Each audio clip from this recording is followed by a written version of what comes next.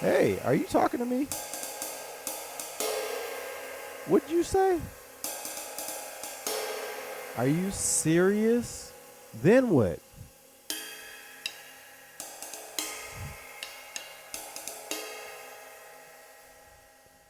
Did you hear that?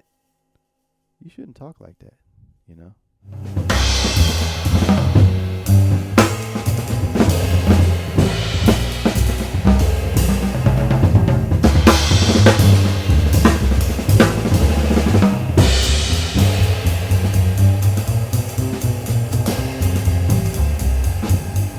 Hey everyone, welcome back to another Jazz Drummer Q-Tip of the week.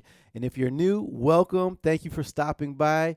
I know this is not going to be your last video because many drummers have found my lessons very helpful, and I know you will too. So please consider subscribing and let me know what you thought of the video down below in the comments. All right, so I'm really excited about this lesson. Well, I'm always excited about the lessons.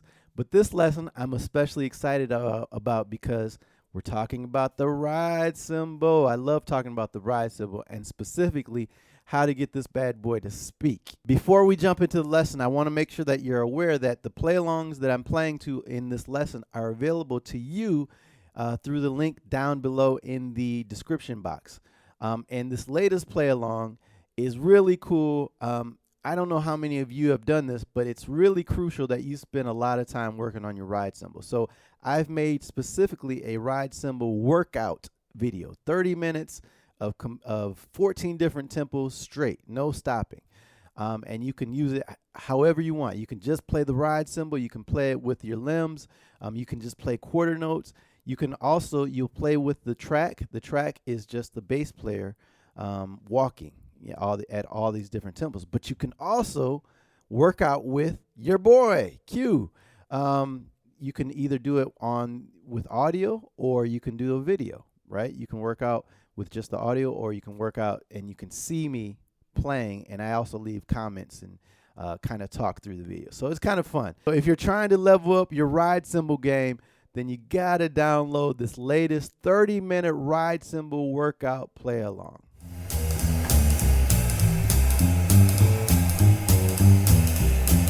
No extraneous movement. Don't move more than you have to. But definitely don't be stiff either. I don't want you. That's kind of weird when you see a drummer just completely detached from the groove in their body. Be involved with the groove of your body, but don't be overly involved. Okay, so this lesson, as I said, is all about trying to get your ride cymbal to speak. And you might be saying, well, what are you talking about? Speak. The ride cymbal can't speak. Although sometimes I do think it's speaking to me with words. But we're talking about trying to get it to communicate feelings, emotions, sounds, using it for different textures. That's what we're talking about. So the first thing I want you to start doing is utilizing the shank sound.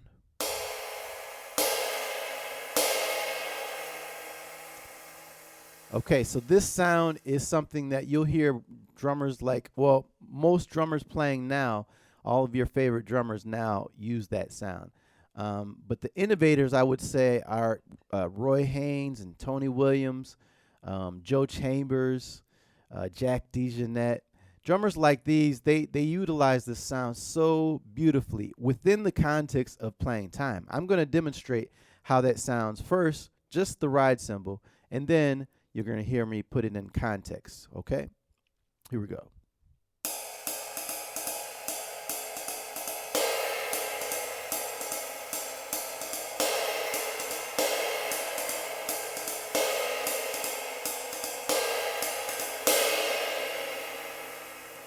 Okay?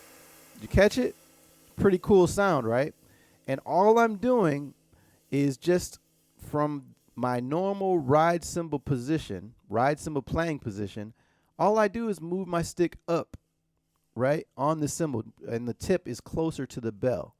And so it kind of lays flat in the same position that I play my ride cymbal from. You don't have to move your stick to the side or anything.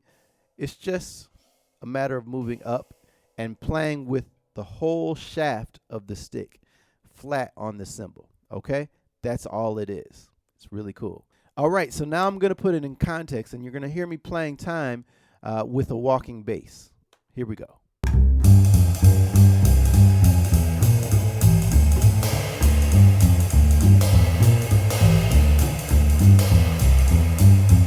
And you can add the snare drum.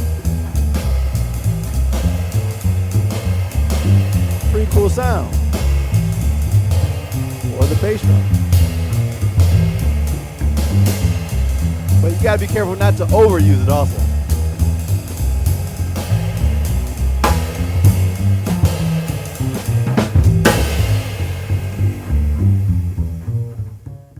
So the next way I want you to consider kind of playing your ride cymbal to get it to speak and to be more expressive is to just think about the rhythm of your ride cymbal beat, okay?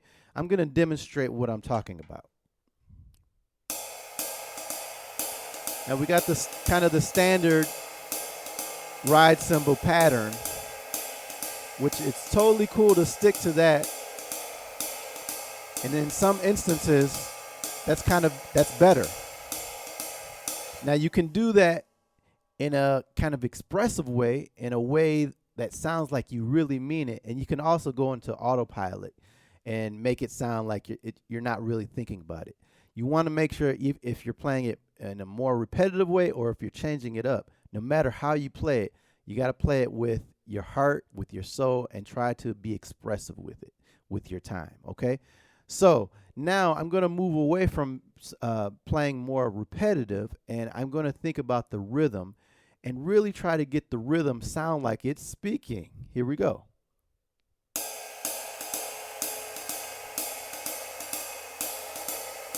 You hear what it's saying?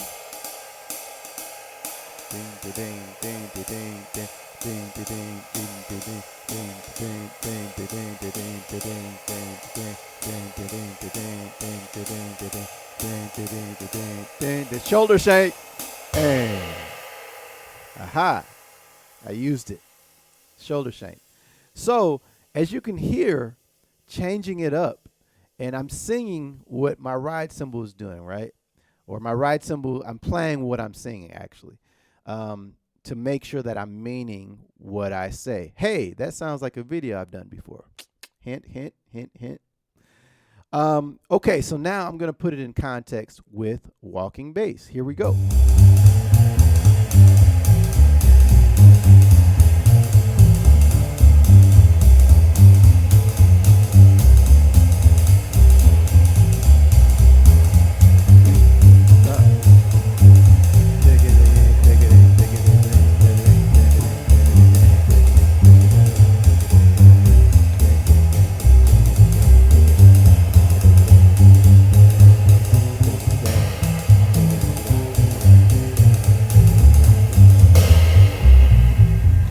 As you can hear, just thinking about the rhythm of my ride cymbal beat really makes it sound a little more expressive, like it's speaking. Now, I was kind of exaggerating it and maybe playing with the rhythm a little too much, but more just to show you the possibilities, okay? But always first and foremost is the time feel and the groove. Make sure you're playing with a good, consistent time feel and a good, consistent feel in general. So before getting carried away with the rhythm, make sure you're focusing on those things first. The last thing I want you to really start thinking about when you're playing the ride cymbal is just in general, what are the textures that you can get and the colors that you can get from the cymbal. Depending on the style of music that you're playing, depending on the song, you want to be more or less expressive with the ride cymbal. But if you're playing something really textural, really emotional, kind of deep, then you definitely want to really explore all those textures in the cymbal. So let's just talk about some textures that don't get utilized enough, in my opinion. One of them is just the bell. So if I'm playing like a straight eighth kind of song, or a bossa nova, or if I'm playing some kind of Latin tune, like a Brazilian tune or Afro-Cuban, you know, I'll use the cymbal, I'll use the bell. So if I'm playing a groove like 1, 2, 3, A bossa nova. See?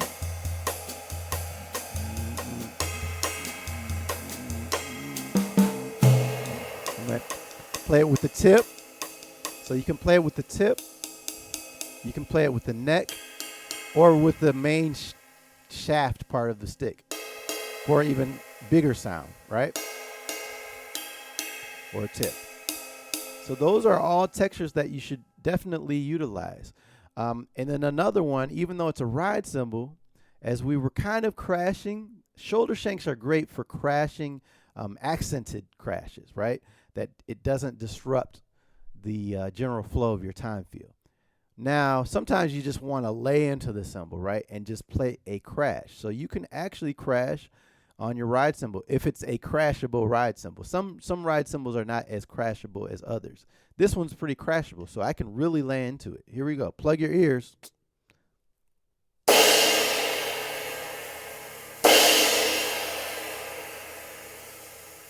So maybe I'll start out with a shank, and then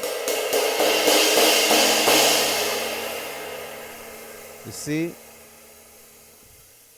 So it really can open up. So I might use a crash like this. Now you have to be careful how you use that, because crashing on the ride cymbal can get pretty loud and big, and you can kind of lose control of the ride cymbal. But let's say I'm coming out of a roll, you know, and instead of crashing here, which I often do, I can also crash here. So I might go 1, 2, 1, 2.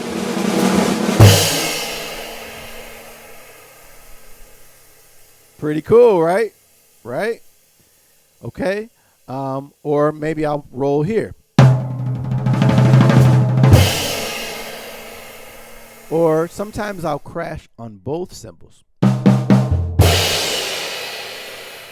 Right?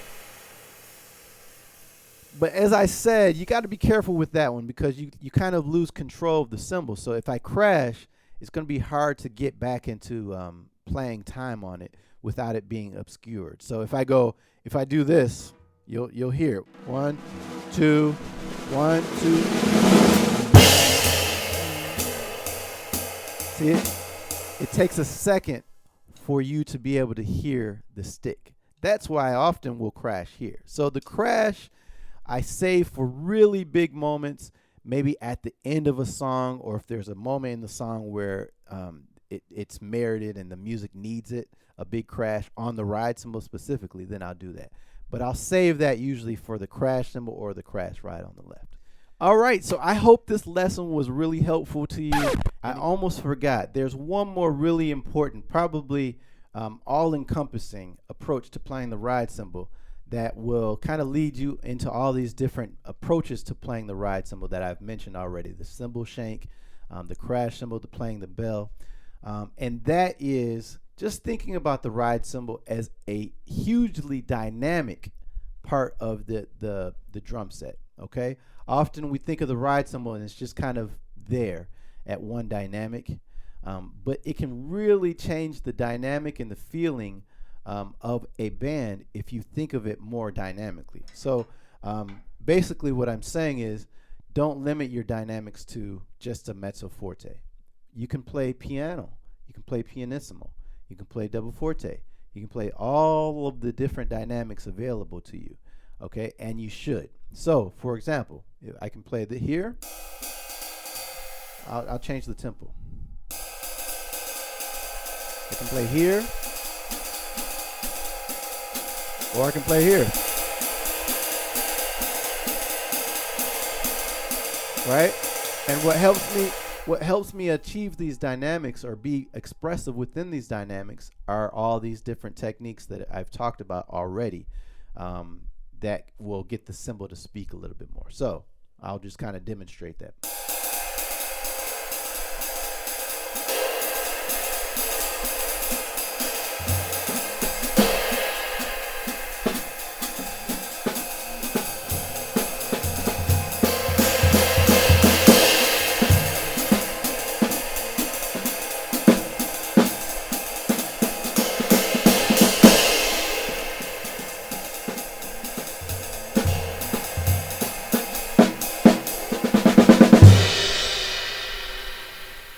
All right, so I hope this lesson was really helpful to you.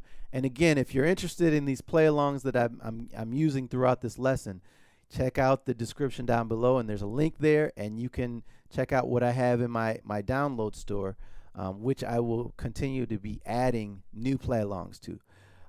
Let me know what you thought of the lesson. As always, leave some comments. I love hearing from you. I always try to respond to as many as I can. And until the next time, keep swinging, and I'll see you soon. Bye-bye.